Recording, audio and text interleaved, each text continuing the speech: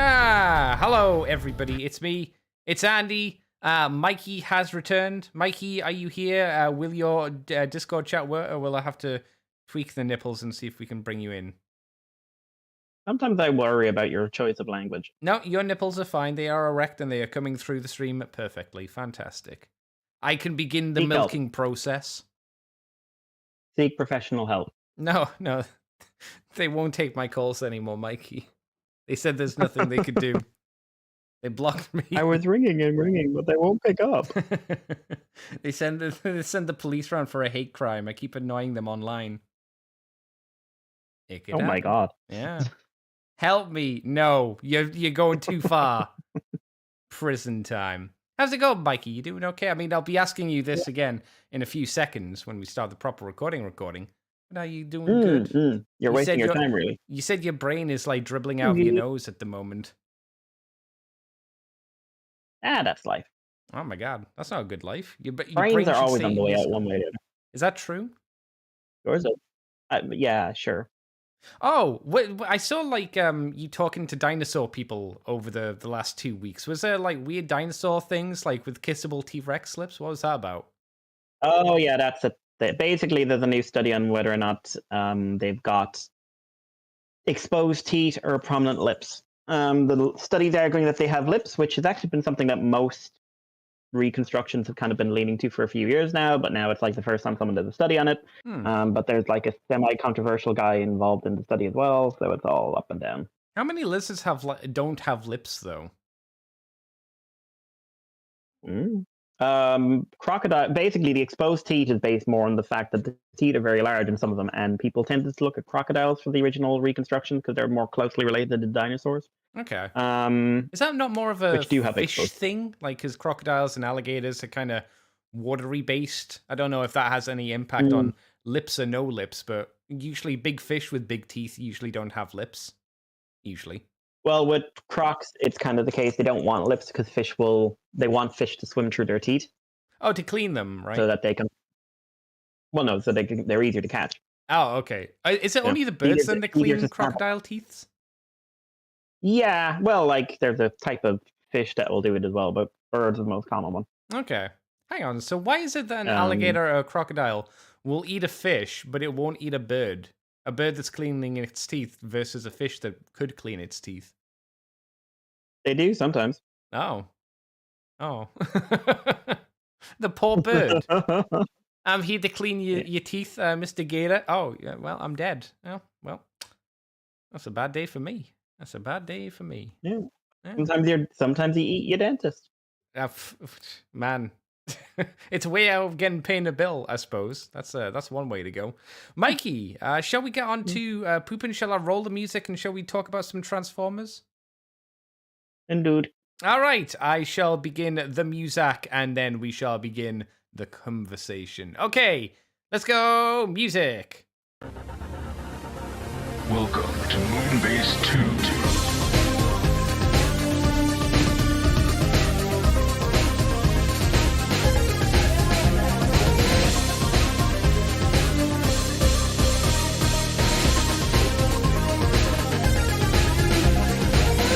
Hello, everybody, and welcome to the Moonbase 2 podcast. It's me, Andy, Decade Andy, and I'm joined here by the man who has lips or doesn't have lips, depending on the studies he takes. It's Mike G. Wolf V3. Hello, Mikey. Nom, nom, nom, nom. What is that? Is that you, like, gumming things? Is that you giving people your fucking kisses? Which one do you want? I mean, you gotta tell me. I can't make assumptions. You gotta tell me. I imagine Mikey has an aggressive kissing booth. It's not really a booth. It's more like Mikey goes around aggressively kissing people from bushes. Well, you walk past and then you just get pulled into the boot. Oh, like a trapdoor spider, right? Yeah. The little door comes open and they grab the thing, pull them into the little house, and well, they eat them rather than. Well, I don't know. Maybe the spiders kiss the prey. I don't know. I'm not a spiderologist. Aggressive kissing. The problem with spiders is that they're kind of like sharks. Sharks aren't trying to eat you. They're trying to figure out what you are. Yeah, it's like, true. Hi, I want to just check you out now. Oh, sorry, I don't have hands. Well, so like with trapdoor spiders, it's the exact same thing. They're just, we want to check out what you are now. Well, this is awkward. Wait, What's the? I don't know, so I'll ask you. I know eyesights on great whites are pretty bad. I assume that's a general kind of thing for most sharks over the course of the world. What about spiders? What about trapdoor spiders? How's this trapdoor spider eyesight? Is it as good as a shark or better than a shark? It's based on motion. It's basically just based on motion. So they don't really care about what something is. They grab whatever they can grab. So in trapdoor case, they're actually grabbing things based on vibrations on the ground. So if you vibrate the ground in the right way, they go like, okay, in the hole you go. See, I was looking to blame the trapdoor spider. I was looking to see if the trapdoor spider had good eyesight. And I was going to be like, well, it's not like a shark who doesn't know because their eyes are shit. But if you're telling me the trapdoor spider can't see shit either, it's like, well, all right, well, fair enough. Good on you, trapdoor spider. You gotta get him. What you wanted was just a spider that would just be a gigantic asshole. Wow. That's what you wanted. Just like, hey, who's this? Buddy, he's not nice. I don't need them to be gigantic assholes. It's just good to kind of figure things out. It's a learning experience, Mikey. It's good to learn things, you know? Like if a spider had hawk vision, that would be kind of crazy. Oh, if they had mantis shrimp vision, that would be too powerful. Yeah. Mantis shrimps are actively assholes. Are they? Why? How are they? Oh, no. I mean, how are they actively assholes? In the wild, they will basically go after anything for no reason whatsoever. They don't, they will literally just run up to something, punch it, and walk away. Are you saying they are the hippos of the ocean? Because it can't be that bad. They're the tiny hippos of the ocean. Yeah. Although, you know what's worse? People try to keep them as pets. What, hippos or mantis shrimps? Well, sometimes hippos, but mantis shrimps specifically. I mean, neither creature is something that you want. A hippo will kill you, and a mantis shrimp will fuck up your tank, or kill all the fish in your tank. I would imagine, or will break your. Can they break a bone in a human? I would imagine they could. Yeah, they definitely can. Because when they hit a crab shell, they basically leave a dent in it. And they'll do that multiple times in a period of seconds. So yeah, it's weird. Yeah, why would I mean? I get it. A mantis shrimp looks pretty cool. I wouldn't want one as a pet. It doesn't love me. I don't want that. No, it doesn't have any interest in you as a human being. No, I'm like, no, I'm all right. You are meaningless. You are meaningless. You are in its way. You're a punching bag. The world. What is the world to a mantis shrimp but just a large punching bag? Everything must be pummeled to dust. It's the way of things. Interesting. Yeah, why'd they keep them as pets? Is it just like, oh, I've got an exotic pet? Is that the idea behind it? Yeah, that's literally it. Like, oh, I've got this. Yeah. What do you have? I've got a pet you don't have. Huh? Yeah, if you're going to go that route, you're better off with an emperor scorpion. Is that something that's always been a thing, that people just want exotic animals, or is it just the fact that in 2023 they'll TikTok and stream like these exotic animals? So now that we know there are more people out there who have pets that they probably shouldn't have. It's really it's very, very well documented that this is a very old idea. Okay. Having exotic pets that you shouldn't have had. But emperor scorpions are weird because in their actual listings about their official zoological listings and something else that has very good with children. Oh. Because they are almost bomb-proof. It is incredibly what I mean by that, it's incredibly hard to get an emperor scorpion to sting you. Oh yeah, isn't it because they have a really weak sting, right? The sting's kind of shit. It's not brilliant. Yeah. And because they basically they go when they're hunting, there's I'm bigger than you, so I'm going to eat you. But they're also that's kind of translated into they can just take a lot, and they don't do anything. They'll just sit there making noise at you for a long time. It's really hard to get one to actually attack you. You have to be a right bastard. It's the friendly giant mentality, I suppose, right? Yeah, just I've got nothing to prove. But, eventually one day you'll annoy me enough that I'll lightly tap you and knock you through a door. But yeah. See, I remember the Emperor Scorpion is like, oh yeah, you don't need to worry about the sting. Like, the bigger the claws are, and they've got really big claws, the less the sting's the problem. If you see anything with tiny claws, run. Just run. Run away. Yeah, oh You yeah, will die. those are by far the most dangerous. Yeah, just run away. If they they're in don't- your shoe, you're dead. They don't. Yeah, they don't have big claws because they're not using them. Yeah, they don't need them. Their claws are for picking up things that are already dead to put in their mouth. Yep. Little tiny hands.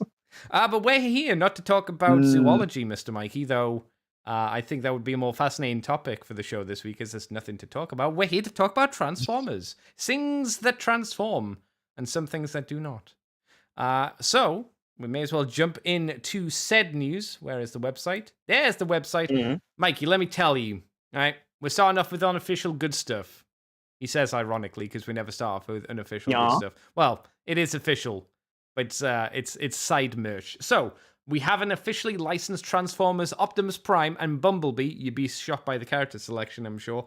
Glow-in-the-dark mini bags. Mini bags. Wow, holy shit, they're expensive. I didn't realize, like, I just looked at the story now to see how much these mini bags are, and they're way more than I would have thought for something that's called mini.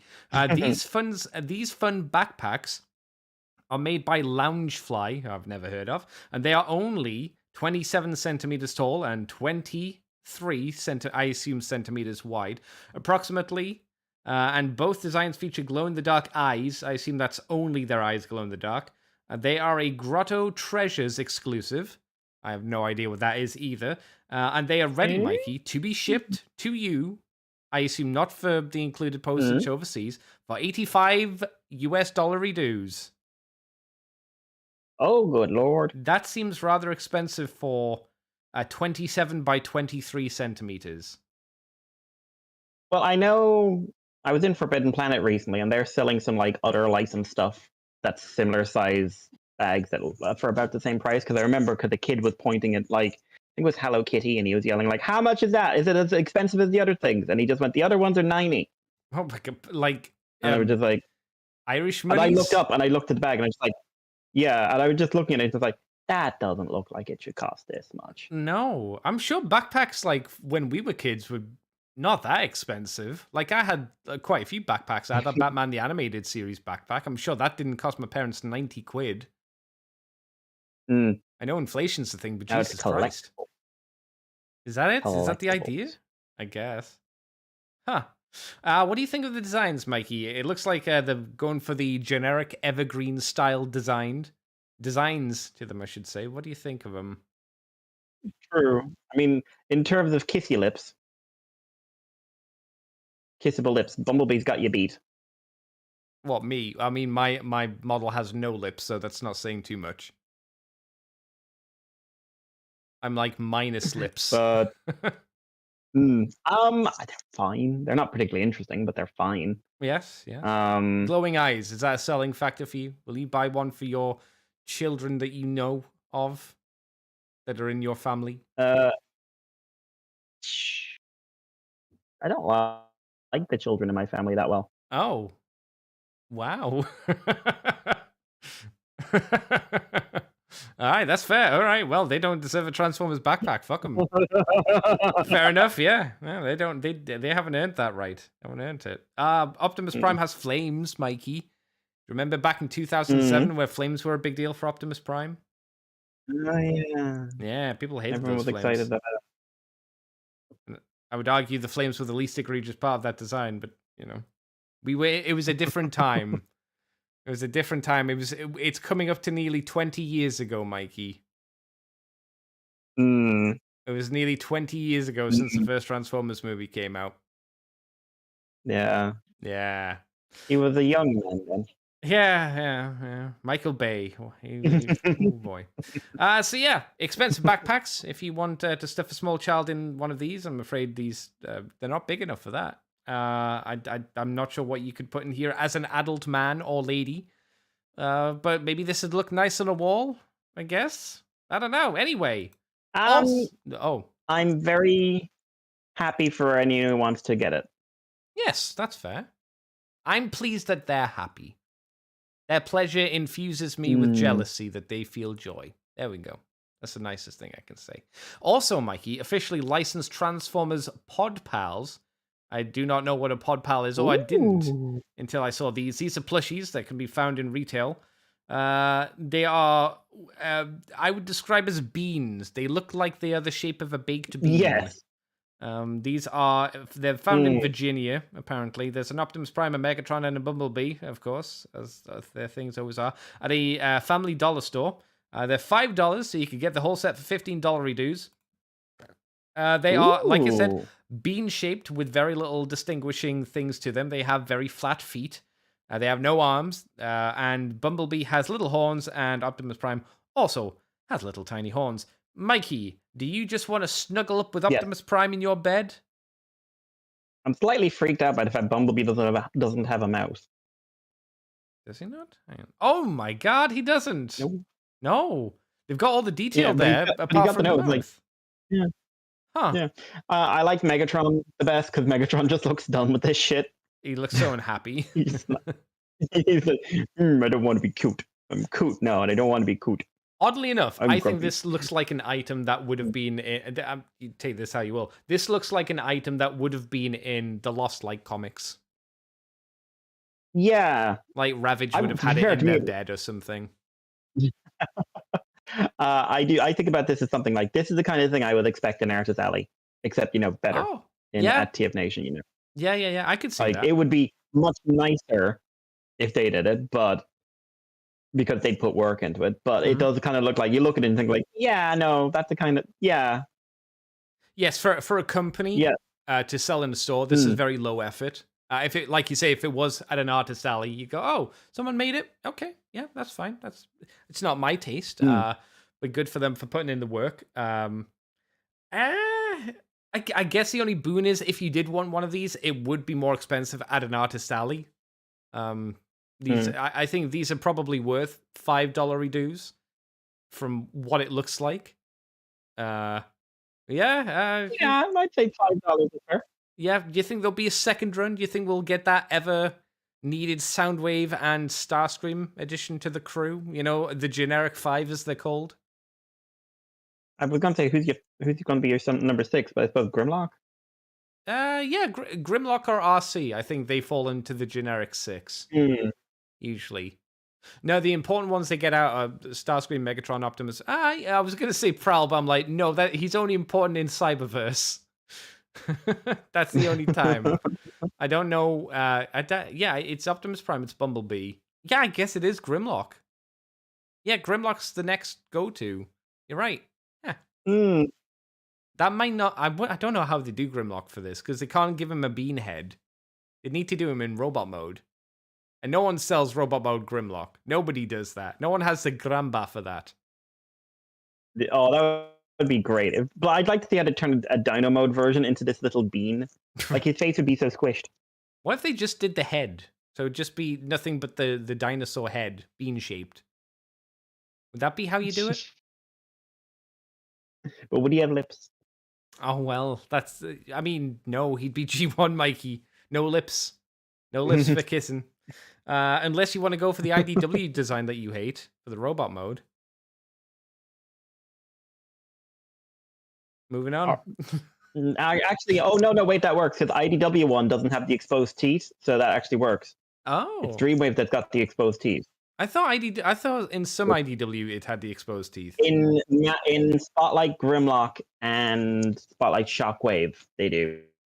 Wait, was Spotlight Grimlock the really crap one where Grimlock fought Scorponok and the art style was poop? Yes. Oh god. Yes. I don't remember what happened in that. I just remember those two things and just not enjoying it. That's all that happened. Oh. That's all that happened. Oh. That sounds about right. Mikey, I've given you the first interesting story because this is Mikey-related news. Or future Mikey-related news. So future Mikey. We have new images up from Flame Toys of their Flame Toys 4A model kit of Shockwave. So this is for Flame Toys, pretty conservative Shockwave. If you compare it to like Soundwave, who looks like he who's very Dreamwave in terms of proportions. This is basically a slightly slimmed down Shockwave. more anime-esque, but still, like, the design isn't wild in any real way, shape, or form. Yeah. We get to see his basic layout. He's going to have a green eye, which is interesting What's that because if I reference to? remember right, I was going to say the only thing I can think of that's referencing is Energon. With Is that the only I don't time? remember what I don't remember his Japanese name, but you know, the Shockwave dude. Oh, it was Shock Blast. The one that was voiced by Brian. Shock Blast. Yeah. There you go. He had a green eye, but I can't think of any other instance of Shockwave having a green eye.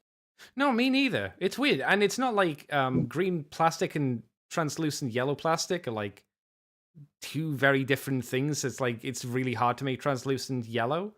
I don't think it looks like a bad choice. Oh! Was his eye green for the all Autobots are dead? Was his eye green for that cover? Let's have a look. See. I don't know. While I'm looking that up, accessory wise, he comes with a few hands, splayed hands, kind of clenchy, fisty hands. These trigger finger hands and fists. These seem to be kind of the same structure hands that come with like I'm pretty sure these are the exact same hand that came with the Optimuses. Yeah, the standard Transformer hand at this point, right? Yeah, but that very particular clench, like I remember the Optimus hands very well because you know I did a repaint of it into Nova, so I definitely remember what it was like, and I would be very, very surprised if that was a different mold. Very, very surprised. I mean, most of the hands look the same on Transformers anyway, so you know. His eye is sort of green. It's got a green tinge to it, but I definitely say it's on the yellow frame on Are All Dead. But man, you need to get in contact with Flame Toys, Mikey. You need to become really good friends so you can ask these designer questions and choices. I harassed him. Yeah. I harassed him. All you have to do is learn Japanese, Mikey. Is it really that hard? I tried to get an interview done once, but we were never able to work it out. But rubber hose as well will be included, and will come with a little shockwave gun for that one scene where he shoots you with himself. Oh yeah. But yeah, like posability seems standard Flame Toys insanity. Looks really well put together. Should be a fun build. This wouldn't be like there's a couple of Flame Toys that are on my shopping list because like they're going to be ones that are going to sit there until I've got space to paint. Which I don't have at the moment. But this I think would be just like no, just get yourself a Shockwave. Have a Shockwave, live a Shockwave, have Shockwave life. It's not a bad way to go, to be fair. Have Shockwave. Yep, have Shockwave, live life. Andy, what do you think about him? I think it's interesting that we've gone for a kit that's fairly anime styled, like you mentioned, but it didn't go into the weird realm of the Devastator that they made. That was a bizarrely designed figure, as it didn't look like anything else. And nothing after it has really looked like it either, right? No. It's kind of they've either all been like stylized, less stylized G1 or an original design. Yeah, it's bizarre. That Devastator specifically doesn't fit anywhere with any of the Flame Toys, whether it's Kurakarakiri or it's the model kit or anything. It's a standalone. At least with this Shockwave, which is good, he looks like he'll fit in with the Lyle Convoy and all the other guys, and they can high five and be best buddies and all that jazz. And you've always said that these are good kits. It looks like another good Shockwave. Yep. Would you hold out for a Shockwave, Mikey, or are you happy with just getting a basic boy Shock Boy? I'm happy with a Shockboy. I like Shockwave in principle more than execution. Yeah, I mean it's just grey Shockwave. You know what we do need back in. Yeah, I mean the idea of doing grey. No, we don't need him grey. No, you're not thinking. But like you're not thinking big picture, Mikey. You need to be thinking. We need, Andy? Energon 6 shot. That's where we need to go back to. There's a custom idea. Yeah. Just call it G2 Shockwave. Oh man, that was a good. Probably. Oh no, that's probably what. Is that what Shattered Glass Shockwave looks like? Have we seen Shockwave in Shattered Glass? I don't think we have. I bet there's been a version, but not in Gridman, so I'm not like fussed one way or the other. But yeah, Shattered Glass Shockwave colors are basically they look like they're based off of Shockwave. But the colors are based off of colors are the opposite of G1 Shockwave. That doesn't make an ounce of sense. It just looks like Six Shot. Yeah, I don't think the opposite of purple is Six Shots colors. That's not how the color wheel works. It's basically the opposite. Yeah, no. That's not no. No. Yeah, the opposite of purple is not yellow. No. No. Did you know, Mikey, the Grimlock's color scheme are the opposite on the color wheels as well for Shattered Glass? Gray. Yeah, the opposite of gray is black. Yep, exactly. Opposite side. Opposite day. Do we know when Shockwave's coming out then? This Shockwave? I think pre-orders are going to be up soon, but usually there's about a 6-month release window, so I'm still waiting on RC. Oh, is that still not out yet? She's due out until the summer. Oh my god! No, she's out in the summer, I believe.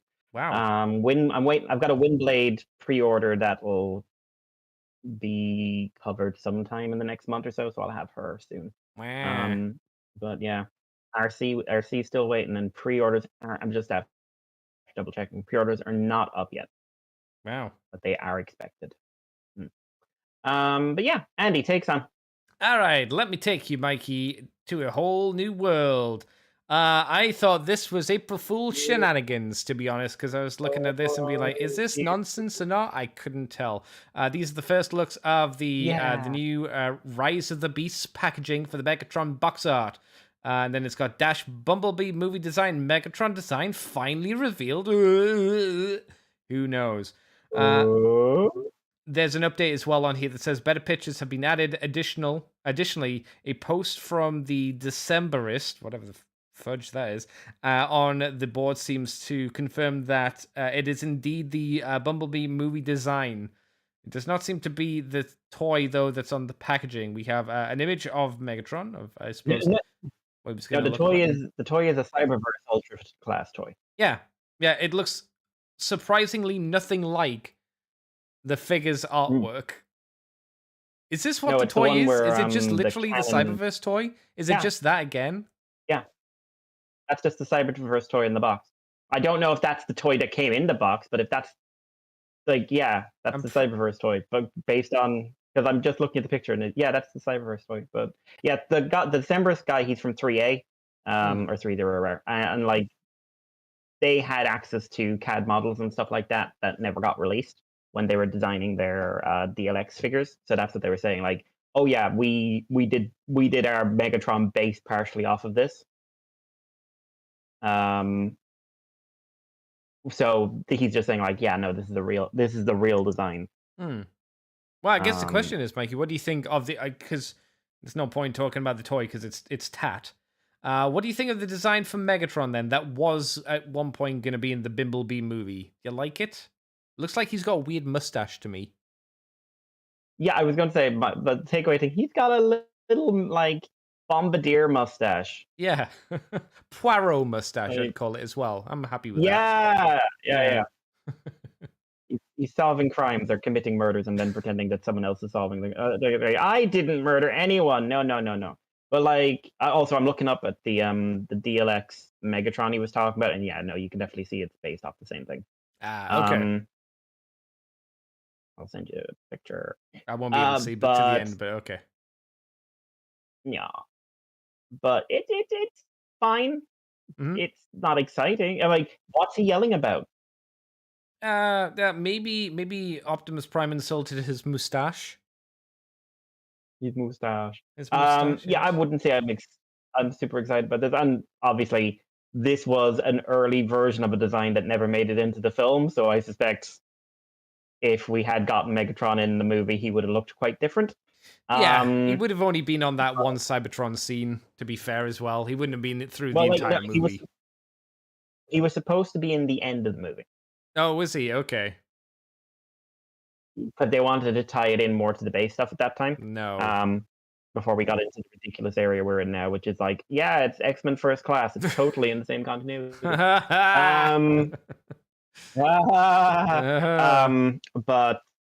because he was going to be frozen under the Hoover Dam. Oh, no. Frozen Apparently under they Hoover had Dam. Yeah. You mean frozen in the You Antarctic, then remember? taken to Hoover Dam? No, no. He was The going to way be you in made it Hoover sound Dam. was he went to Hoover Dam and then got frozen by people. He's cold. He was going there for a visit, and they just He's sprayed him with cold. the fire extinguishers, and he's like, he's fine, he's No, done. no. He was going there for a visit. They just whacked him across the back of the head. He just fell over. This is a lovely spot. Bong. Oh, down I go. What would you be without me, Optimus? Let's find out. Never forget. Megatron wanted peace. Prime said no and ripped his head out. Yep. And Maybe that's why active. Megatron's upset, because he saw the future and he's like, "What the fuck? Hero my ass, Jesus." So that's the Megatron. There's also been some images of the first look of the Rise of the Beast Flex Changer Cheetor, Autobot Unites Starscream and Optimus Prime, and Bumblebee Movie B. So these are your cheap, naffy little toys. There are some Legends or Core or whatever classing these small ones for a Bumblebee, which just looks to me like any other bee. Same with the Optimus Prime, just looks like any other Optimus Prime in this point. There is almost a what were the ones called, Mikey, in was it Dark of the Moon, where they were vehicles? They were like the mask toys. They didn't actually transform, but the vehicle mode's got all the weapons. Spy Changers? I don't Not think Spy it's Changers. that. Stealth Force. Yeah, Stealth Force. Kind of looks a bit like that in vehicle mode, where his doors flap open and there's missile pods, machine guns. I don't know. And there's a big blue thing stuck to his back. The robot mode looks like the cheap kind of stuff that you'd find from a knockoff, and I think we'll probably see this knocked off in the future. Same for the Fat Optimus Prime, which is 557, I assume, Australian dollars, because I don't know what other dollars that could be, and Australia's crazy with its pricing. Same for but call me crazy, but probably not. Like, I don't think that's going to be 370. What? Yeah, that's probably like Singapore or something like that. I'm going to check where that was found. Yeah. Mexico, yeah, I was going to say like Spain or Mexico, to be fair. Starscream we have, who's just the model from the B movie. He was Blitzwing, never Starscream. Nope, don't ask questions. And then we have the images of, I guess, the first wave of like the Cheetor. There's Nightbird in there and a few other ones as well. All those guys. These are the cheapy toys. The naffy toys. Mikey. Oh, yeah. What do you think of the cheapy naffy toys that will be good for babies, and that's about it? I would not get this. I look at the Optimus Prime and the Starscream and the Bee, and I would not buy one of these for a 6-year-old because they look shit. I'm good, but I also am amused by the amount of like package reuses and like toys from older eras that are included in this. Like what? Well, the Bumblebee, I believe, is from. I'm trying to remember which one had those Energon 4 game ones. That's from. I want to say that is actually from last night, but don't quote me on that. And the Starscream is obviously the Blitzwing toy from a few years ago. Yeah. Because it's got Blitzwing's head. So it's just amusing. I've been looking at the big Optimus and trying to figure out, is that new for this or is that for an older one? Because I'm looking at the chest, and that chest is Bayverse movie Optimus. Yeah, it is. Yeah, definitely. That was the head, actually. So I'm assuming, So I'm assuming, actually, if it's Bayverse, that's probably like, is that like, that wouldn't be Dark of the Moon old, would it? These have to be like concepts, right? They have to be like concept designs, because there's no way that they just. I don't remember seeing these figures ever, because like you said, it's like a mesh between. It's got G1 Optimus Prime vehicle mode. It's got that, or Bumblebee movie vehicle mode. But then, like you said as well, it's got the chest of the at least movie 1 and movie 2, and maybe movie 3, Optimus Prime as well. I'm having a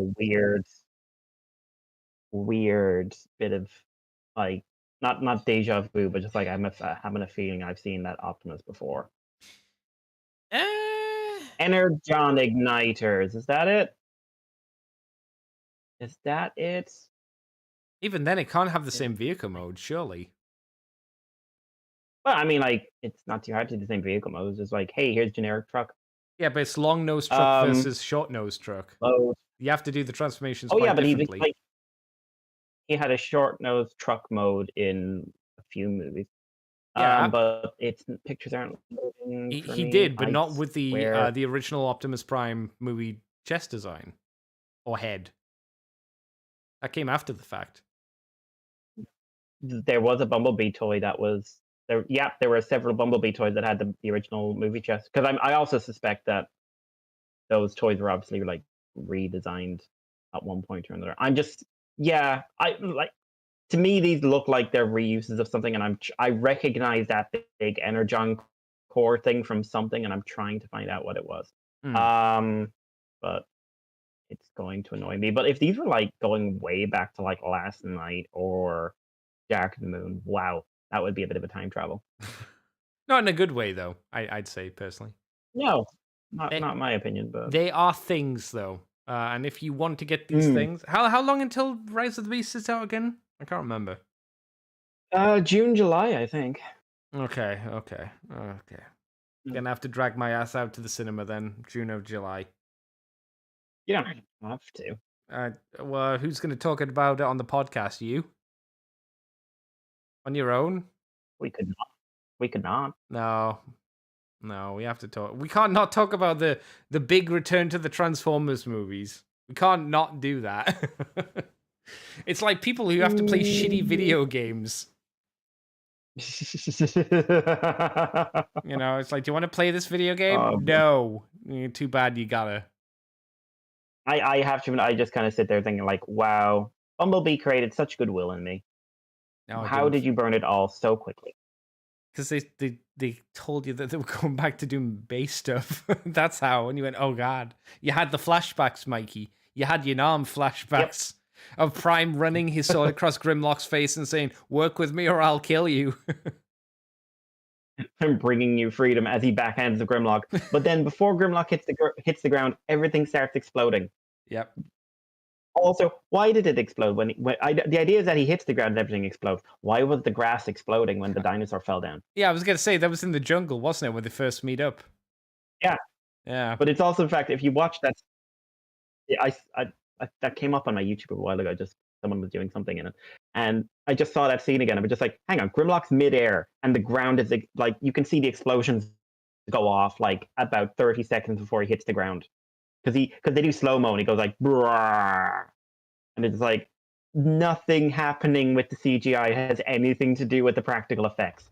Anything. Look, Mikey, Hong Kong is a very volatile place. Everybody knows it's on an active nucleon plant. Then if you breathe near Hong Kong, it will just explode. That's just how it works. My favorite one is in The Last Night, where Megatron shoots Hound they're in the scrapyard. He shoots Hound in the chest, right? Mm-hmm. And then about 40 feet behind Hound on either side of him, there's an explosion. No, these explosions, as far as we can tell, have no relation to anything that's going on with Megatron's gun. Maybe he's got one of those weird guns where it like shoots in multiple different directions. Like, I feel like they were saying, like, and in the scene, like, Hound splits the blast in half and it shoots off past him or something like that. Yeah. But I mean, that would have been better. Would have been something. Just funny to me. Do you remember when Prime jumps off into space at the end of that movie, and then the next movie starts and he's dead in space? Yeah. It's when people tell me they're good action movies. No, they're not. Like, they're no, not. the action is actually quite bad. The action is quite badly put together. The forest fight scene is badly filmed. You love it. It's so badly filmed. You love it. And everyone tells me it's amazing. And the shot construction in that. I am not a person who has done film school. Neither and are I they. can tell you the shot construction of that is dire. Woof. Anyway, Mikey, I'm going to give you the good bit of news because I saw you talking about this guy on the interwebs. It's a Primal, I should say. Yeah, news. So We have new images via TFW board member Negronicus. What a name. Who is found this basically this figure has been found in Mexico, and it is a mainline Rise of the Beast Optimus Primal. Not studio series. This is not the studio series. Yeah. So presumably, from what little we've seen, this is close to the movie design, but I'm assuming the studio series will look a fair bit different. Yeah. And the gorilla mode looks similar enough, and we've only seen a very quick shot of the robot mode, so I can't tell you off the top of my head. We have had a transformation video, and we have seen the accessories it comes with. So it comes with a sword that splits in two, and he has a big face plate up. But did someone break the saturation on this toy? Just silver Mikey. He's a silverback gorilla. That's all the color he needs. No, he's not. He's not silver. No, he's got some silver bits. But he's silver, right? His color scheme is silver. He turns into a monkey. He's a silverback gorilla. No. You see, Andy. Now maybe you have a bit of color blindness going on. That's okay. I don't judge you for this. But what that is, that's not silver. That's flat unpainted gray. No, in the entire figure with vague silver highlights. No. You see his faceplate. That's silver. You see his swords. Yeah, that's silver. Yeah. They've got the silver around his shoulders. Not the pins. Amusingly, not the pins that you can very easily see. The silver on that. Yeah. There's a little bit of silver like underneath the very, very flat dark gray. There's a bit of painted silver there as well. There's very little painted silver, but there's a bit on the thighs as well. Yeah, there's a lot more on his back for some reason. Because he's a silverback gorilla. That's what I'm telling you. Well, apart from the fact, I don't think it looks very good in robot mode. It looks better in gorilla mode. Why is the monkey face so sad? I think the lines feel better, but because going by the trailer, he's very serious and takes life very, very seriously and tells you dramatic things and is probably some sort of like oracle of something and is very serious. Oh. Like, he is not going to say that's just Prime. Or if he does, it's going to be a moment where he says it. It's just like, oh no, you've said it with the energy of Peter Cullen saying "one shall stand, one shall fall." Oh, it's gonna be cringe. Just say it. It's gonna be cringe if he does that. Ugh. Yeah, I don't like this. From in the trailer, what little we saw of his robot mode, I didn't like anyway because it is just gray, and you're going to be in a movie where he's fighting a bunch of gray dudes. How do I know it's him visually? And like one of the things, like, cool, your thighs have silver on them. That breaks up the thighs. The arms need something pale in the middle of them. That's why the regular Optimus has white biceps to break up the. Basically, black on white would have worked much, much better than silver on gray. Yeah. I don't like him, and I don't like the general shape. Like, look at his head's disappearing into his shoulders. It's just not a design I care for. I thought some of the... what did you think of the transformation video? Because I thought how they did the chest transformation from gorilla to robot was kind of interesting. I watched them do the legs, I watched them do the arms, I watched them do the head, and I was like, where's the interesting point of how this is transforming? And it wasn't really ever there. They did a neat thing with the chest. If you've seen it, it's probably best to watch that video just to see how it transforms and me verbally tried to describe it. But I thought that was neat. Apart from that, it was very basic and not in like a good way. Yeah. The chest was interesting, and I kind of liked how much folding was at least going on in the legs, but the rest of it is so lazy. Like, I don't particularly like some of the transformation of the Kingdom Voyager, but again, it's just little disappointing. This is the first of the mainline Voyagers we've seen that I would say are the mainline figures that I would say, like, I'm not into it. Do you think it's because it sticks more to the finalized version, which is why we don't like it? Because the ones that are very divergent from the final designs, like the Cheetor, like the Air Razor, look a lot more interesting because they're just so very far away from what we're actually getting. They look more like the characters. This doesn't look like the Optimus Primal that we knew from the original Beast Wars show, while the Cheeto does. The Air Racer does as well to a certain extent. This just looks like movie Optimus Primal. And I think that's my issue with it. It doesn't look different enough. It doesn't look like what I would hope it was going to look like. Yeah. There's nothing interesting about it. Mm. Like, I look at it and I just see, cool. It's a generic gray robot. Why is it Optimus Primal in robot mode? It's got a faceplate. I just remembered I didn't get any images of the Scorponok because I sent it to you because I saw the Scorp. We could talk about the Scorponok as well, Mikey, because that was kind of an interesting. What do you think of the Scorponok? Because we got to see him in Scorpion mode and we got to see a clear version of his robot mode. I don't have. I'll need to search around for the robot mode. Hang on. Did you send it to me? I sent the. I saw the Scorpion mode. I sent you the Scorpion mode, but I didn't send you the robot mode. No, I don't have a Scorpion mode link. I'd send you an image. I mean, it's on screen at the moment. I definitely sent you. I don't look at the screen, Andy. I don't look at the screen, Andy. Oh my God. I'm busy being professional. It was from a while ago. Paying attention. You know? It was from a while ago when I sent you the Scorpion. I'll look at the screen. I'll look at the screen like a fucking twat. Oh my God. Okay. Wow. Waiting for it to load. Wow, I'm sure this is great content for anyone. Okay, I like that Scorpion design. Yeah, it's not bad. It's all right. I mean, he's very footy. Yeah. Robot footy in the back. He is. But he looks fun. He's enjoyable. He's got character. He's better than the original Scorponok. He's enjoyable. Mikey, he's enjoyable. Rise of 2023. the Scorp. Oh. Knock. Maybe I can just quickly find the robot mode. No, that's Revenge of the Fallen. Rise of the Boobs.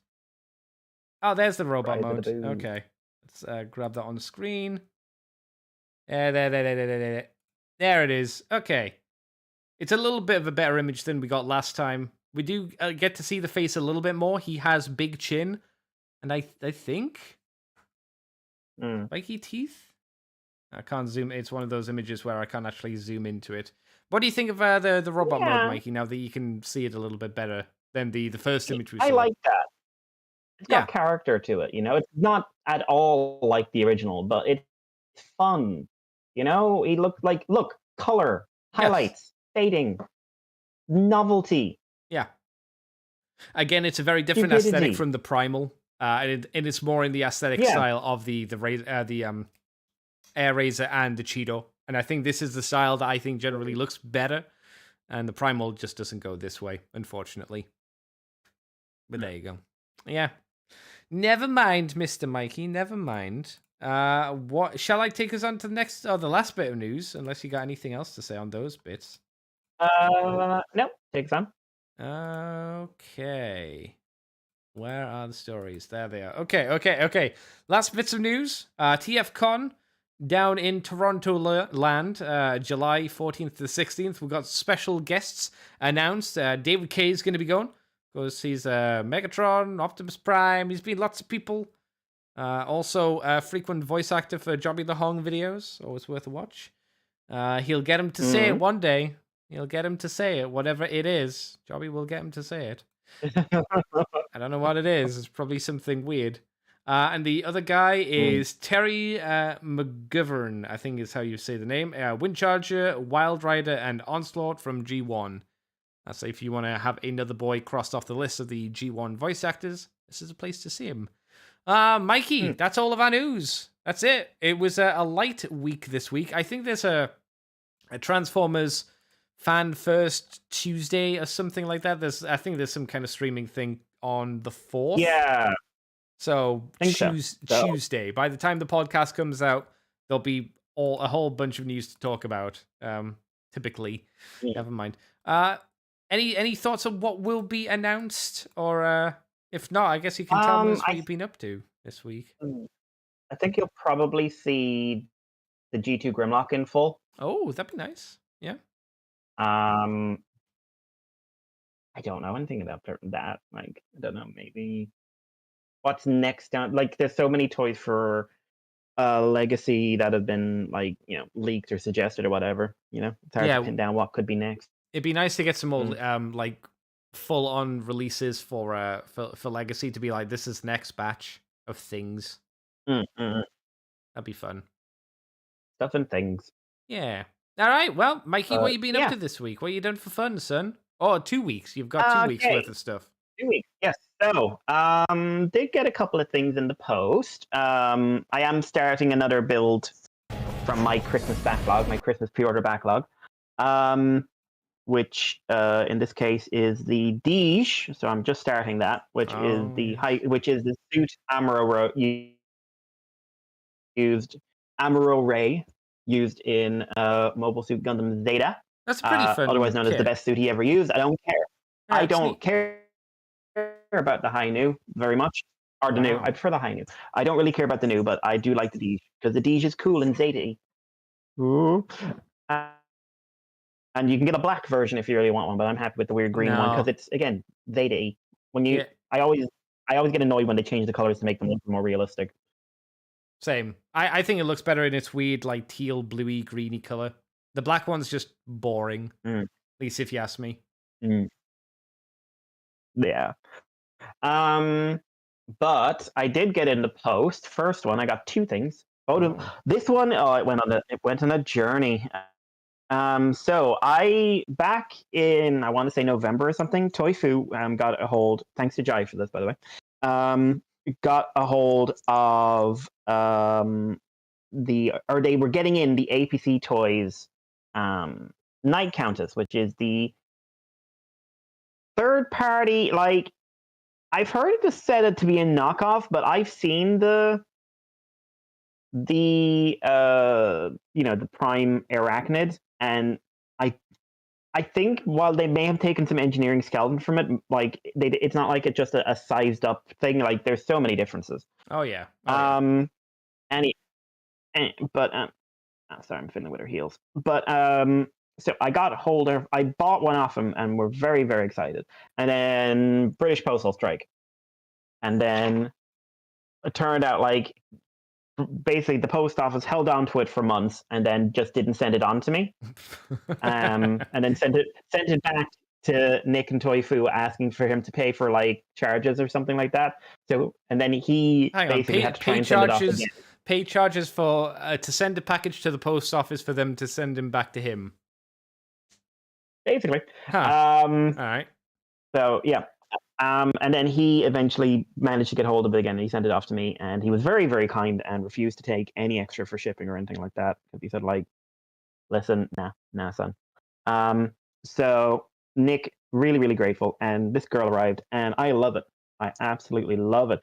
You were right, it does not feel like a typical third party. It definitely does feel like it's made out of cheap materials, and it is a much cheaper figure in terms of third party.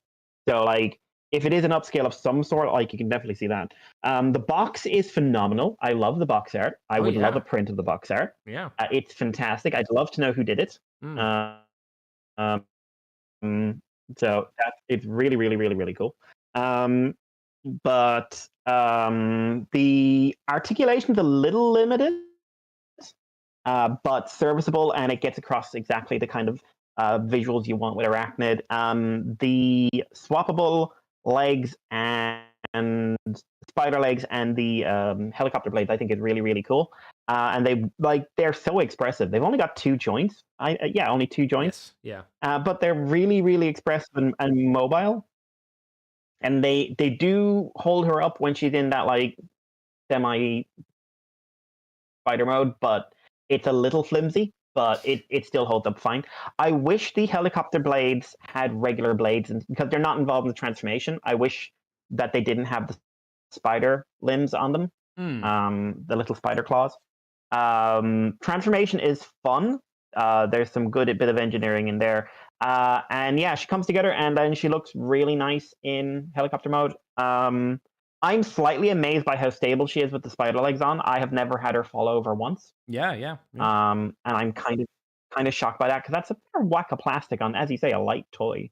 But I really like her. Really good face sculpt as well. I think they really knocked it out of the park. Makes me really interested in some of the other like upscale Prime stuff they've done. You got her as well, don't you? I do.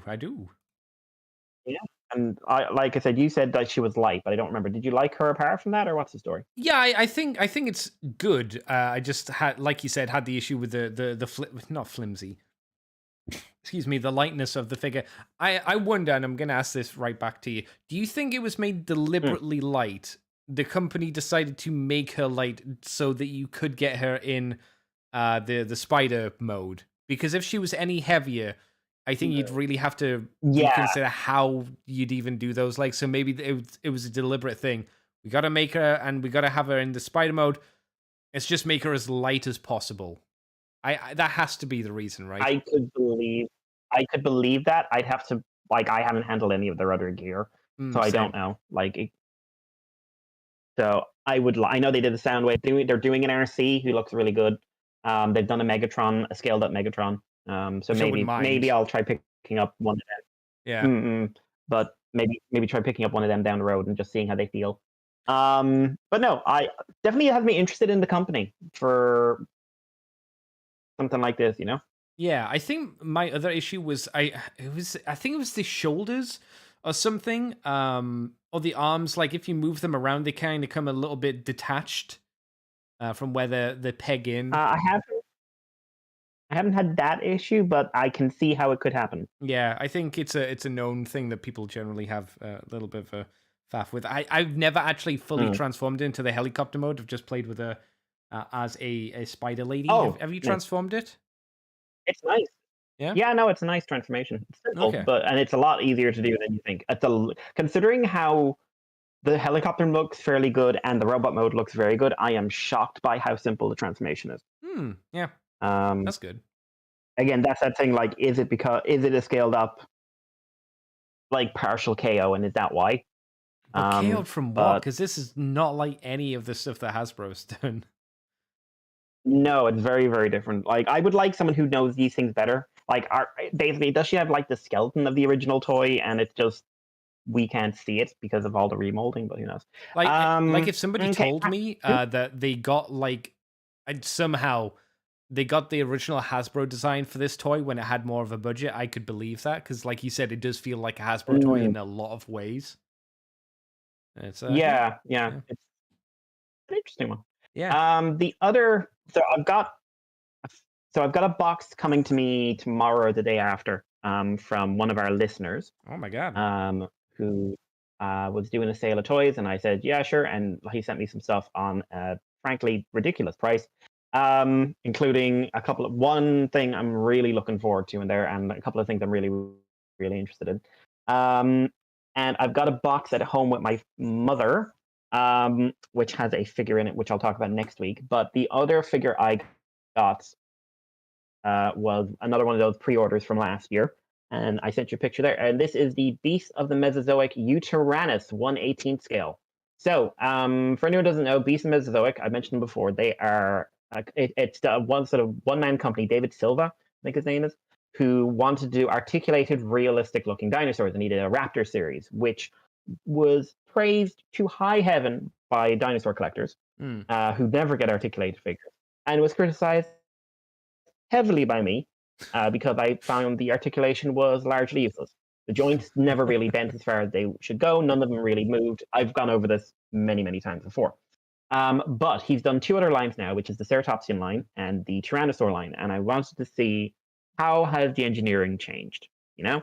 Because like the designs are always going to be as realistic as you can get them these days. But I knew that. I wasn't worried about that.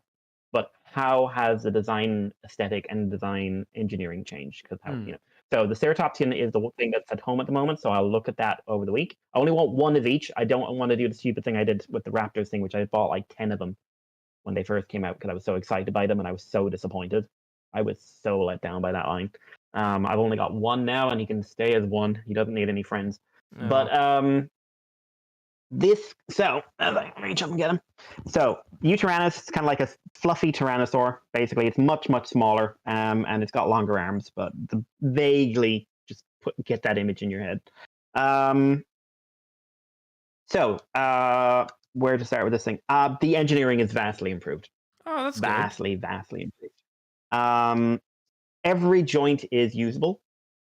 Every joint is functional. The only joint that's not functional is there is actually a tilt in the head that isn't. So where the head meets the neck, it's actually been glued in to kind of help stop the skull breaking.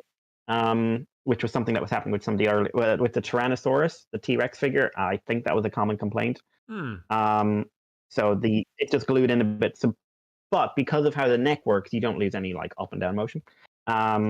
The paint work is excellent. It's a really nice, dense figure. Instead of having a wire tail, so the raptors all have a wire tail, which means I am personally really cagey about using it too much.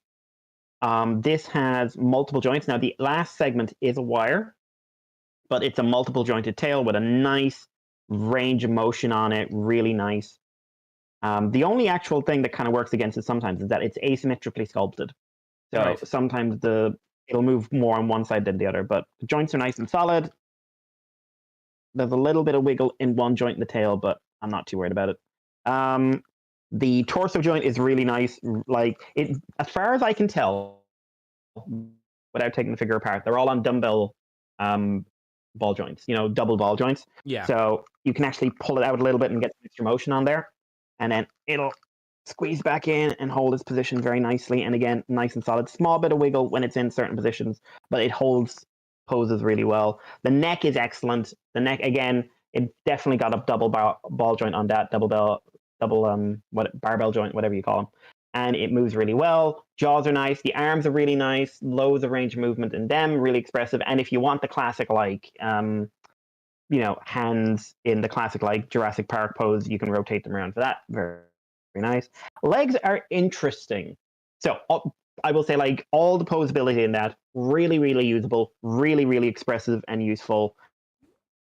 Nothing but praise. Nothing but praise. It is a huge improvement. It is worlds apart from the engineering of the Raptors. It's still got that thing where you have to get the joints working, and swapping parts can be a bit of a pain because you basically have to use heated water because it's still more of a display piece than an action figure.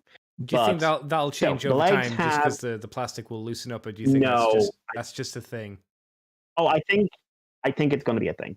I think it's going to be a thing. I don't think I'm going to be swapping feet a lot in this thing, but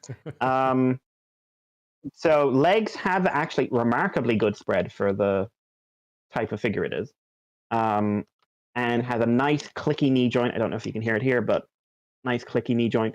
And then it gets weird. So he comes with a stand that you can use, but he can stand perfectly well on his own. Again, something the Raptors literally cannot do. They have to have a stand. In his case, they have to have an armature. In his case, it's just one with a metal peg in it, like a little plastic base. But he comes with how many? He comes with 4 spare feet. So he comes with 2 extra legs and 4 spare feet, basically. Are the feet different? Are they just the same feet? Okay, so this needs explanation. So basically, you can take normally his normal standing legs do not have any joints in them. Okay. So below the knee, there's no joint. There's no ankle joint. There's no tilt or anything like that. So looks really good. Obviously, less posability. You can rip the legs off at the knee and put on posable legs, which in the picture I sent you there, that's the ones that are on there. Yes. They've got ankle joints and everything else. And so the non-posable legs are the ones you use for the stand. They're the ones that hold the bottom of the feet. The posable legs have you can basically rip off the feet and swap them out. So you've got flat-footed, walking, and leg lifting up, basically. Okay. So toes are just sort of floating in the air. But great thing, I have tested this. You can very easily pose him on the posable feet. He doesn't need the non-moving legs to stand up. It's just you can clearly feel the joints are a little bit unstable when you try swapping at the feet. And it's one of those things he's got a lot of posability in the leg, but just because of the shape of the body, unless you have an armature of some sort, you're not going to get a ton out of it. So what they actually end up doing is you can swap out one of the legs, basically, so one static foot leg and one posable leg, and then that posable leg can be as expressive because he can stand on one foot. quite easily. And you've also got a stand, which means you peg him into the stand and he'll stay up forever. So it's a big improvement. It's also like one of the better color schemes they've had recently, which tend to be based off of like really bad color schemes from animals that don't suit. This is based off of a sea eagle, I think. Up you go. But huge engineering improvement. Like it is now an action figure. Like it's a limited action figure because of some design choices, but it is worlds apart. Like it's not an action figure the way the Hammond Collection Rex is an action figure, but in comparison to the Raptors, like Jesus Christ, like, and it's about the same price and it's bigger. Wow. Way, way, way better. A I kid's would not be going to want tempted to this, get though, like, right? A kid won't look at this and think it's cool compared oh to god, no. the Well, Jurassic Hammond one. well, no, like a kid will look like dinosaur kids will want 100 of these, but like these are not like there is no parent in the world who's going to buy. Oh, hi, little 6-year-old. You want how many of these? They cost how much? Here's your $40 dinosaur that's twice the size and like has giant feet. But this is very much collector. This is Yeah. aimed at adults. It's the paleo nerd toy. But I think it's it's a good toy. It's a good, but like here's the thing: unlike the Raptors, it's a good toy. Hmm. The Raptors are a bad toy. Actually, if you listen to the most recent Squawk Box, Aaron and I actually end up talking about this, and he could tell that basically by looking at photos from an engineering point of view, which says so much. I'm really curious how the Ceratopsian turned out now, the horned dinosaur, especially since it's based on something I'm kind of interested in. But I really hope that's okay, we put in different engineering because very different body type, and like there's going to be a whole line of like new dinosaurs coming out with like robot armor, like dino riders basically, and I'm curious about how they'll turn out. Like the armor turns into like robotic animals. I'm very, very curious to see how that turns out, but so it's actually I don't think just the Dino engineering Riders. should. It's actually just Dino Riders. Oh, okay, that's interesting. Because he's a big fan of Dino Riders as well. But I show? would say here the engineering development should not stop here. This is a very big positive step, but it's not. You have not reached where I think you need to be with this figure yet. Okay. And like I would not with this engineering, I would not get the 1/18 scale T-Rex they have. So it's the same size as the Hammond Rex, but it's built like this. That won't last. The amount of plastic, the amount of joints, with this kind of engineering, it won't hold up. So what you're saying is, as a toy company kind of thing, it's still got ways to go before it's good. It's taken a good step forward, but it's still not. It still needs to do more things to improve itself. Yeah, but on the other hand, like for its target market, which isn't people like me, remarkably, it is the paleo nerds who get static dinosaur toys and say they're the best thing in the world. Like they love this. This is blowing their minds. They are like, what the fuck is this? It can move. It can move more than it can. So like a lot of them are really, really impressed. I'm a bit more judgmental, but I'm still like, wow, this is a big jump forward. I'd like to see this continue. I don't think I'll get any more of this body type. There's another body type in there that's smaller that I might consider getting, or if there's a bigger one, but there aren't going to be many bigger ones than this. Might get there's a grayscale, there's a gray unpainted T-Rex I might get, but that's really expensive. But that's like maybe 100 years down the line or something like that. But I just think it's a big improvement over what they were doing. That's good. That's good. I have some problems with the company itself, I have to admit, and with the individual in charge of the company, because I have actually, via Paleo Things, encountered him, and I would not say he's the nicest person in the world. I think he has, to put it delicately, got his head up his own arse. And I question some of his business practices at times, but I got this through Everything Dinosaur in the UK, and they're lovely people. So I don't mind. But yeah, that's figures and everything. Like I said, so watching stuff. I was saying to Andy earlier on, like because of work and stuff, I am way, way, way behind in anime. So new anime season starting up. There's not much that looks particularly interesting. So I will maybe use this as an opportunity to see if there's anything from last season I missed. But in terms of watching, got a couple of episodes of King Oger and a couple of episodes of Geats. Geats was very, very big plot stuff. We now basically have most of Ace's backstory, and we're digging into Neon. We're digging into Neon's backstory now, and I actually like Neon's episode a lot better than Geats' episode. So that's the most recent one. I really like this episode and her. It's going down quite an unusual route. His one, like, okay, cool world building, but yeah, it's just nice to dig a bit more into someone who's not him for a bit. Would you agree that it still feels like the show is moving forward? It's not come again to a standstill. It's still going. No, it's definitely progressing. It does mean we're probably going to get something from Keiwa down the line as well. Because they introduced the mystery with him early-ish, and they've never come back to it, so I'm assuming they will at some point.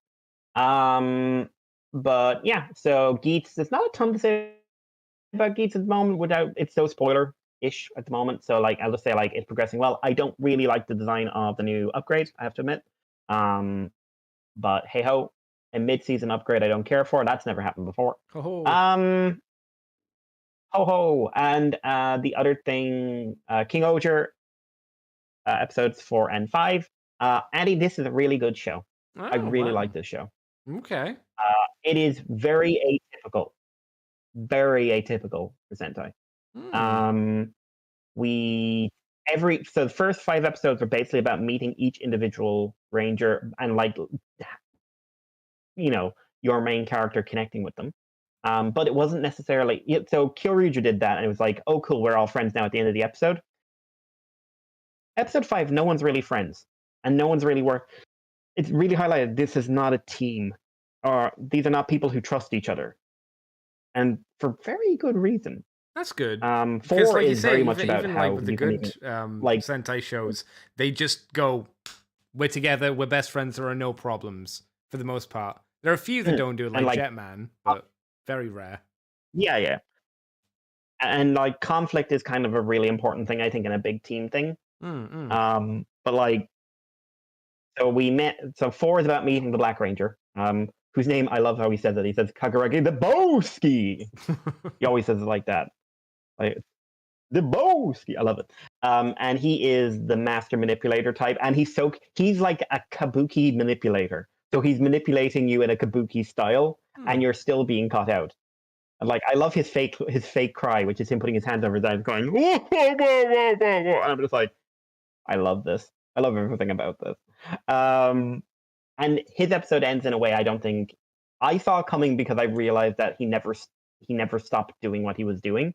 But honestly, even as an adult, if you weren't quite paying attention, you'd miss it. And then episode 5 is about introducing Violet, and they are really fun. They're really stoic, but then they like scream, and they also have a room full of toy yetis that they pretend to do voices for. But they're also a judge, a really unforgiving judge. And it's about revealing some stuff about Red's Gira's background, and not a lot of action in it, actually. Relatively little action, because it's all about the story. And there's some big story points there. And I'm very curious now. We've met all 5. We've shown that they can work together, but they don't work as a team. They don't necessarily like each other. And the fact they all have kingdoms and they're all royalty as well is such a big part of this narrative. I'm curious to see how that plays out. Mech fights are excellent. Excellent mech fights. Would you say it's better than what was the Sentai show that you said was too Ultraman-y? Rio Soldier.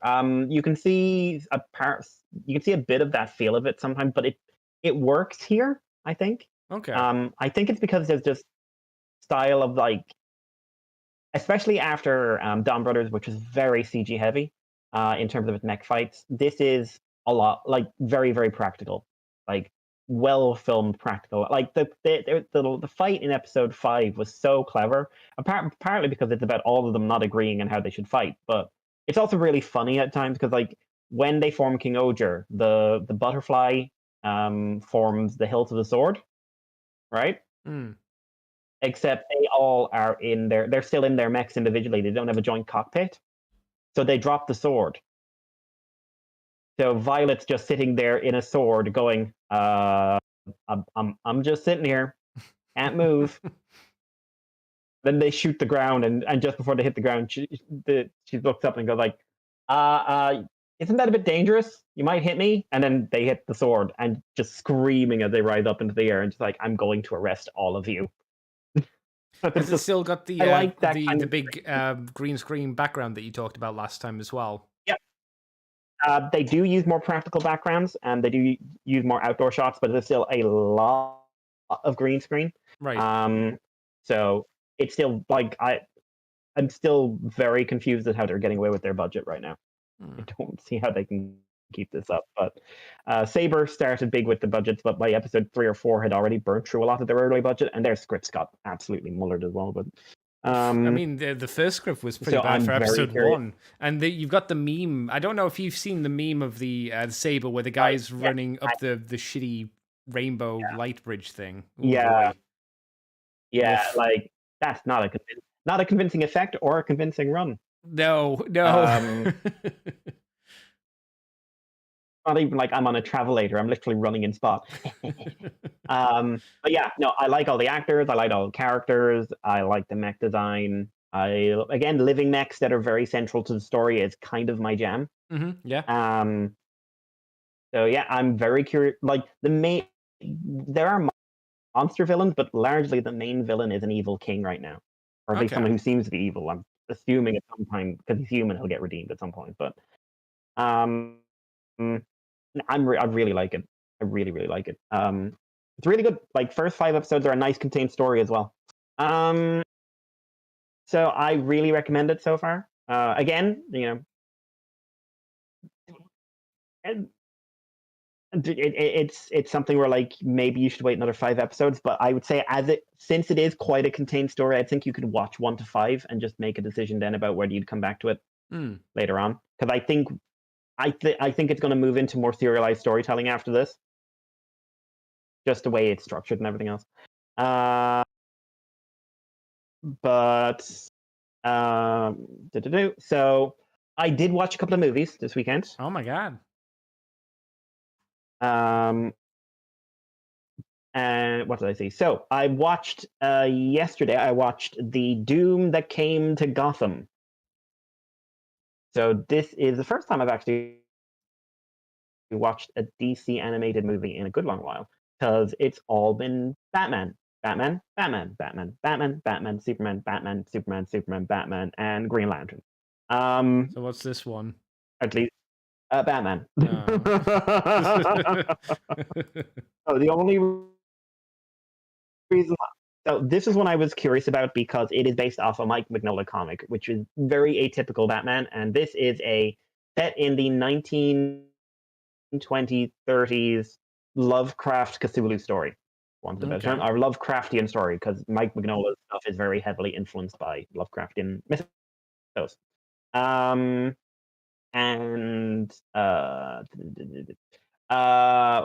So basic story is a group led by Professor Oswald Cobblepot goes missing, and Bruce Wayne and his wards, which are Dick Grayson, Kindly Kane, and Sanjay Todd, Tawd,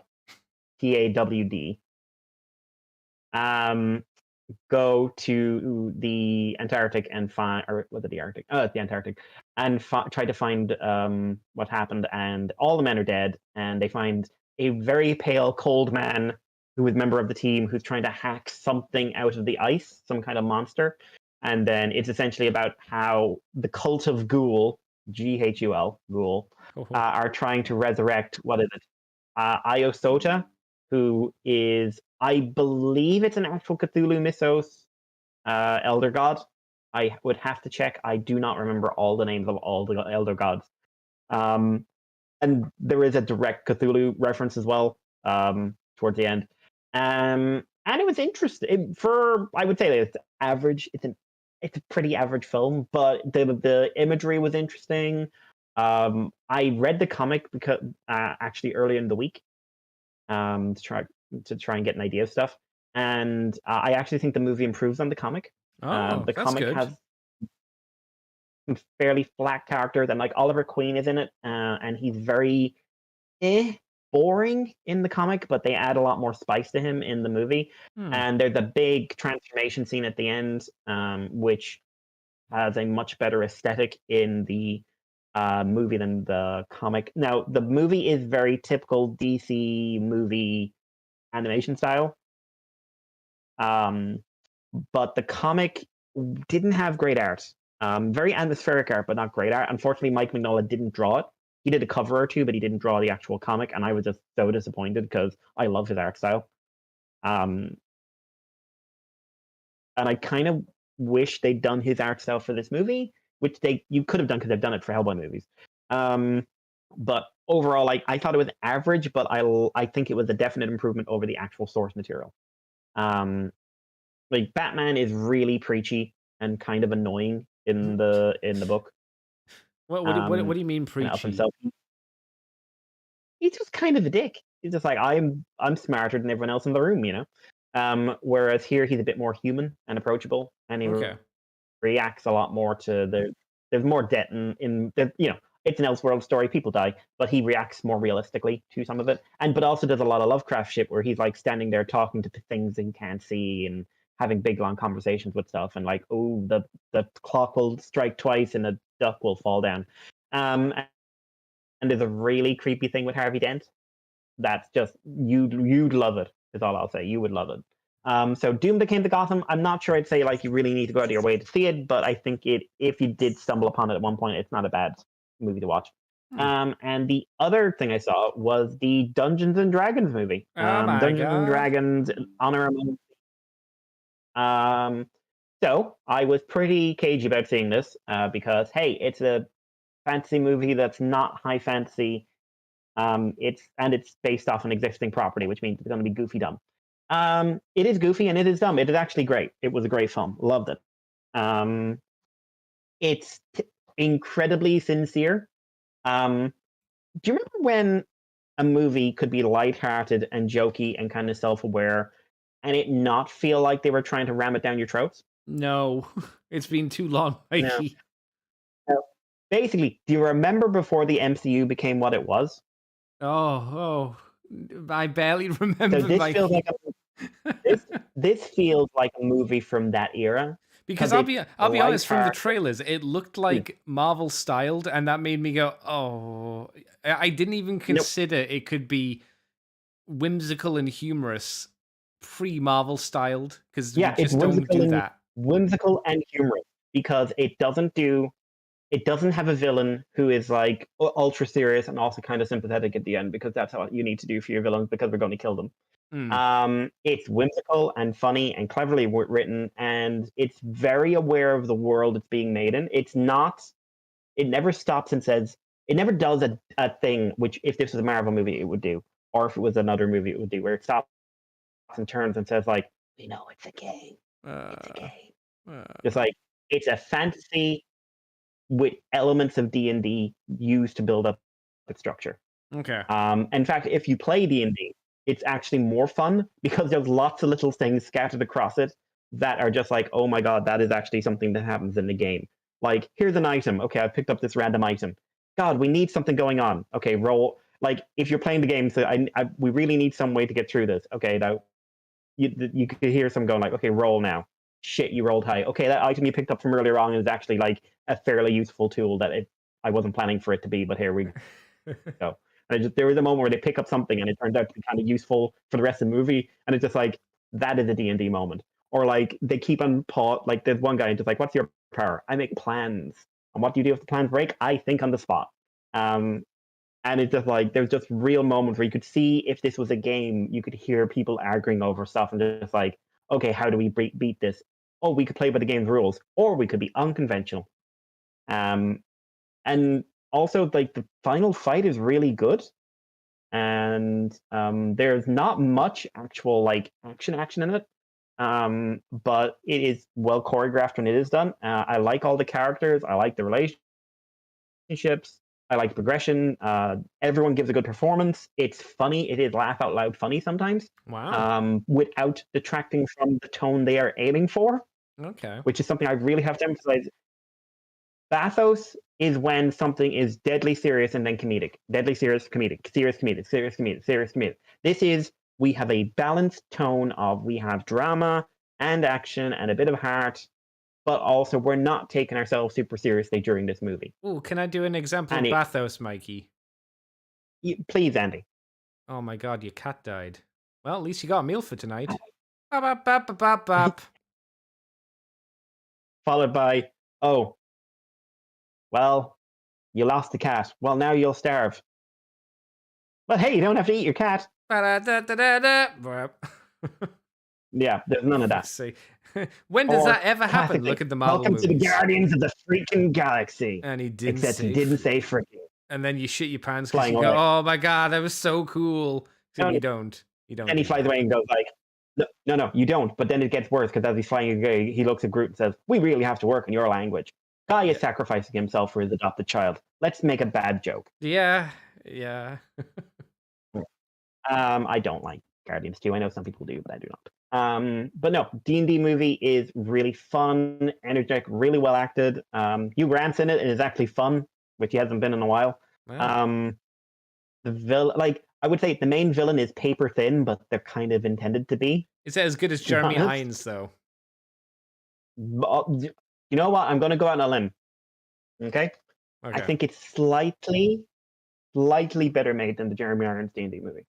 That makes me sad because Jeremy Irons was really good in that film. he was so cheesy. Like if you told me he was on cocaine during those scenes, I'd be like, oh no, yeah, that makes sense. Yeah, no, yeah, that makes a lot of sense. I'd say Hugh Grant kind of leans into probably he's the closest one to that. But there's just a really there's a really fun moment in the start of the movie where they're having a trial and it's got a bird person, and I can't tell you what's going on without spoiling one of the early good bits, but it's just like, it just made me smile. And then there's a line afterwards, and then there's a thing where one of the characters goes to meet her ex, and she's like a barbarian and he's a gnome. But it's not played the way I thought it would be played. It's actually played quite sincerely. Oh, that's nice. And surprising. Which is like, well, like, it's not what I was expecting it to be. Like, she'd go to see his ex, he'd turn out to be a bit of a jerk, and the joke would be, hey, he's a little sensitive man, and he's also an arsehole who dumped his, and it's just like, no, he's a little sensitive man. That's the joke. But like, hey, maybe I didn't like the fact you were going out breaking the law all the time and nearly getting killed, and I had to stay up all night wondering if you were going to die. Maybe I didn't think that was the best way to have a marriage. And it's just like, oh. But it's also funny because then you see his current wife and she's like huge, and you're just like, you have a type, sir. He likes big ladies. He does. But apparently the new one doesn't go out like getting caught. But no, it's really fun. Honestly, it's really fun. I strongly recommend seeing the Dungeons and Dragons movie. A nice surprise. A very nice surprise. That's good. A very pleasant surprise. Yeah, and that was my weeks. What about you, Andy? What have I been up to? I don't think I've watched anything new apart from like another episode of Picard. Picard season 3. This episode was not as good as the previous episodes. It wasn't bad. It was the exposition dump. It felt like more moving the pieces to set up for the next episode rather than actually doing too much itself. Apart from, like I say, just throwing just exposition at you. They tried to make the main villain lady and give her more of her backstory, which was interesting. Doesn't really help that she is just over the top and silly. I've heard some people describe her as a better version, but in a similar vein to, one of these characters, Star Trek villains who's on a revenge kick, but not doing it in the best way possible. So she's similar to Shinzon and similar to Nero. Better than them, but still like a little bit eccentric to a silly degree. And that you're focusing your revenge in the wrong place, really. But yeah, I accidentally saw this. Like, I wasn't looking for it. I just was clicking on some stuff on YouTube and just oh, it's a Picard clip. Oh, it's playing, and it had what I'm assuming is one of the villains talking to what I'm assuming is the big bad, and the big bad really threw me off. I won't say why. but it was a female character talking to someone who wasn't a female character. Yeah, the goo face, whatever the goo face is, because we don't know what that is at this point. Yeah, and that feels like it's from a different franchise. What, the goo face? Yeah, the evil, like that feels like it's from a fantasy franchise. Just like the evil voice and the evil, like, again, I don't know how much of it is spoilers to say what it is, but it just felt like unmotivated two-dimensional evil. Well, Like, the problem is also, because we don't know what it is or who it is. It's hard to say what their motivations are. So it's one of those things. It's still a mystery that we're like, well, I don't know when we're going to find out, but it's coming to the end of Picard. They have to mention who it is, and once we know who it is, we'll have a better idea of why they're doing what they're doing. Yeah, because her motivations her motivations are fine. It's just her execution is just silly, quirky villain person, kind of like a Harley Quinn, and it's like, that's a bit silly. Oh God, I'm going to wait until the whole show's out before I give it a go. That's fair. It's only like 3 more weeks, I think. Yeah, and I'm just gonna do that, watch a couple of episodes, see if I want to watch the whole thing, and then get it out of the way in a week, instead of, like, if I liked it but I didn't love it, I wouldn't want to sit there for weeks and weeks waiting to see it. Not with how strong my negative feelings were to season 1 and 2. Like, That's fair. Because I think that would bleed. I'd risk it bleeding in. It's like, okay, this is actually not a bad show, but I'm having time to think about it and overanalyze, and then I'm just remembering how much I hated the first 2 seasons. And then, this competent season is being infected by my negative feelings because I'm having too much time to think about it. So, well, I think if I just sit down and watch the whole thing at once, it'll be better for the show. Yeah. Well, as I mentioned, the reason I decided to sign up was I was sick of seeing spoilers for the other stuff. So I went, okay, well, I'm interested in the show enough to want to watch it. I may as well watch it and get it done with. This episode is definitely... This episode would feel better, I think, if you watch this one and the next one together. That's how it kind of feels. Like, say, it's not a bad episode. It's just not as good as the other ones have been. So it's gone down a little bit in terms of its quality. Apart from that, I've just been playing, apart from work, which, it's not really worth talking about.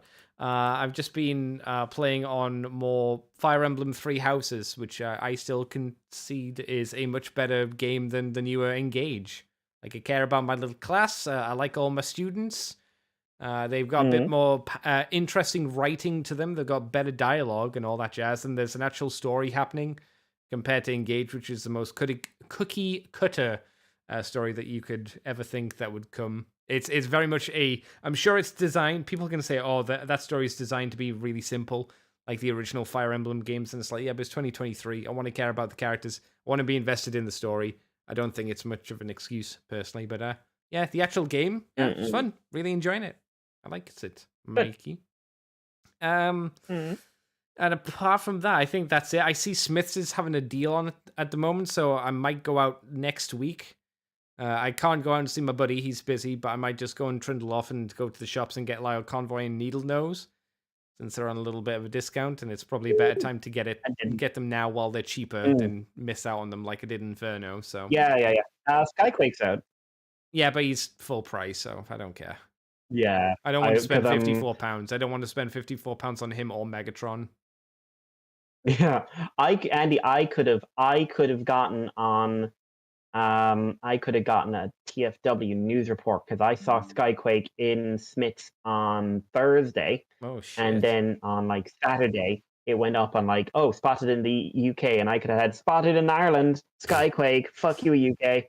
I never find those things very interesting as news stories. It's just, here's a thing in a store. It's like, okay. No.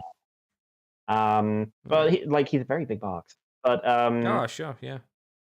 Yeah. I saw Twincast there as well, and he looks way better than Blaster with that paint.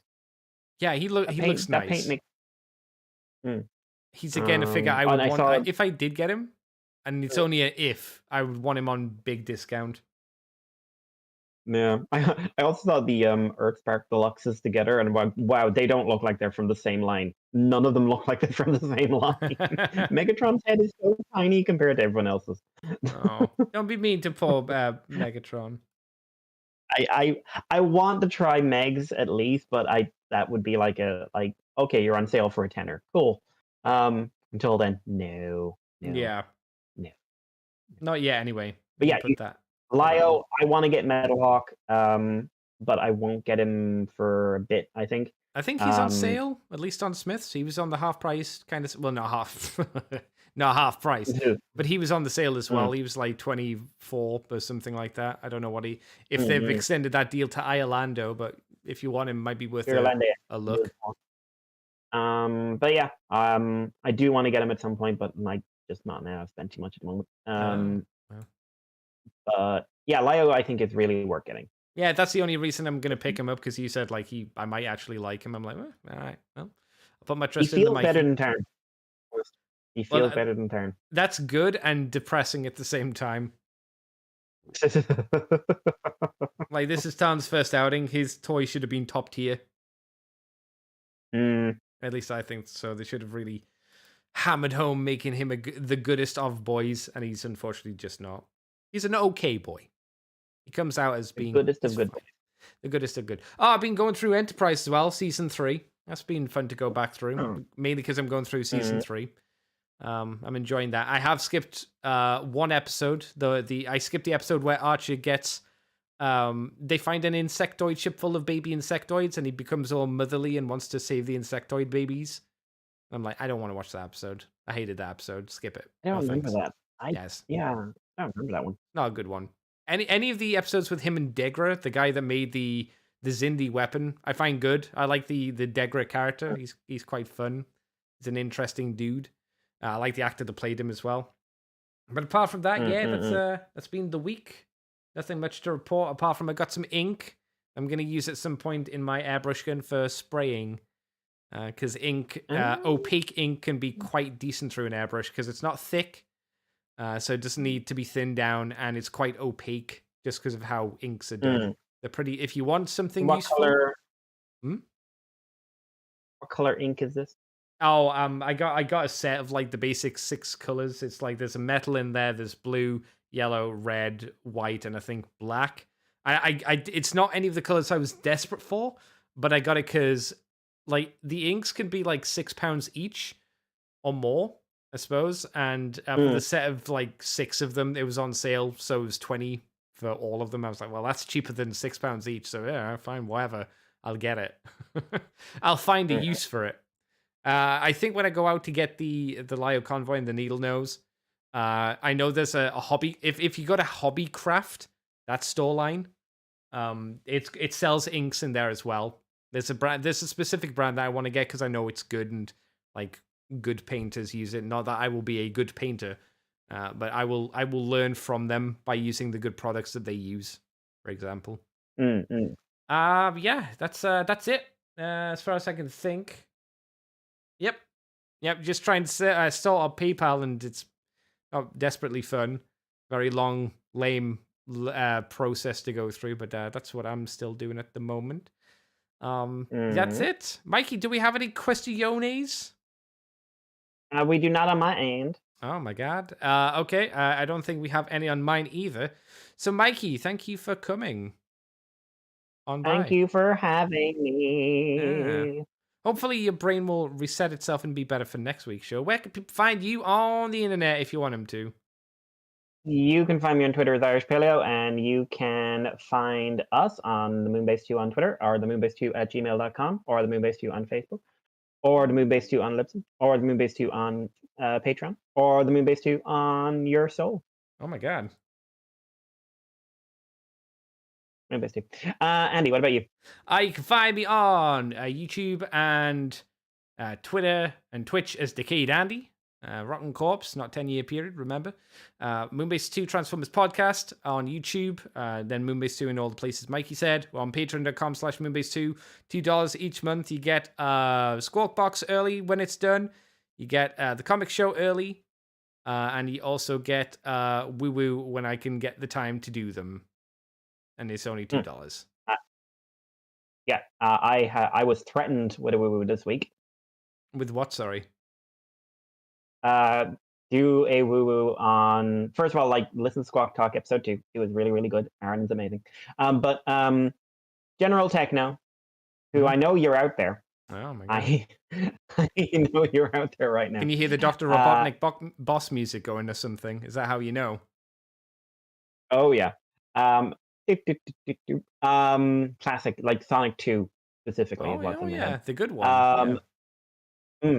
Mm, but he said like, oh, we could do the Kamen Rider Zero One comic.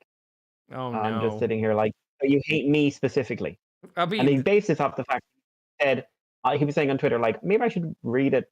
Like, and I was like, no, no, no, no. I read 2 issues. You don't need to read anymore. It's fine. And it was just like, oh, we could do it. I'm just like, shit, that's a good idea, but also I don't want to. well, here's a question: is it as bad as Oh fuck! What was it called? The Transformers comic that you came on Moonbase to for the first time. Heart of Dark. I don't want to talk Heart of about that. Darkness. Is it as bad as Heart of Darkness? That's the question. It can't be that bad. The art is that wonderful world of for a second it looks good until you start paying attention. Oh, okay. Because the And the artwork on it writing, looks nice. the cover artwork's nice. Oh, It's just like Brandon Easton should not be allowed to put words on a page is something I'm genuinely starting to believe. oh no. And like there's so many like art mistakes in it in what Oh I've read of it. no. Like I've read 2 issues, only 2 issues of like a 5 issue book, and I just like the villain is atrocious. The character writing is really off character, like Mhm. really off character. The attempts at doing the Naruto jokes are worse than Naruto's jokes. Oh god. Like and like it has this thing where like you should have just done a generic story. And like oh, it's just not good. Does it Not hurt, good. Mikey? It does a fair bit, yes, it does. But I don't want to do a show on it, but it would be fun for the listeners because they could literally hear like me get mad about something many of them have never engaged with. Yeah. Oh, God Almighty, it's so bad. It Nice. shouldn't be that bad, but it is that bad. Um, yeah, So maybe I'll do that that's a in a potential couple. future for you. Good luck with that. Yeah, yeah. You should be afraid of the future. I always am. And until then, until that future comes, me and Mikey will have to say goodbye to you, everybody. Thank you for coming on by. Thank you, Assassin, for coming in and listening to us for a little bit. And thank you to the viewers of the future, the present, and the past. And until next week, everybody, have a very good day, good evening, and a good night. Me and Mikey will get on our boats and swim out to the shiny seas of the new future horizon of news, where maybe there'll be something more fun to talk about next week, right? God, I hope so. Bye-bye, everybody. Bye bye. Yeah.